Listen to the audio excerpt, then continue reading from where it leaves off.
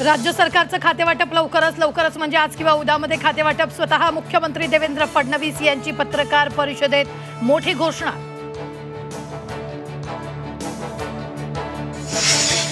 राज्य विधिमंडळाच्या हिवाळी अधिवेशनाचं सूप वाजलं। नव्या सरकारचं पहिलं अर्थसंकल्पीय अधिवेशन 3 मार्च पासून। पीक विम्याबाबत फडणवीसांची मोठी घोषणा। पीक विम्याची सखोल चौकशी करू, मुख्यमंत्री फडणवीसांची विधानसभेत घोषणा।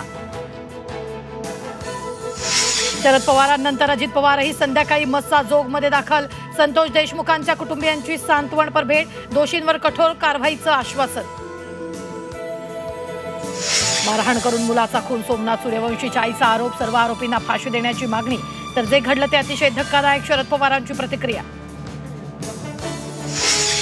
परभणीतील मृत सोमनाथ सूर्यवंशीच्या कुटुंबियांची राहुल गांधी भेट घेणार। 23 डिसेंबरला राहुल गांधी परभणीत पीडित कुटुंबाला भेटणार।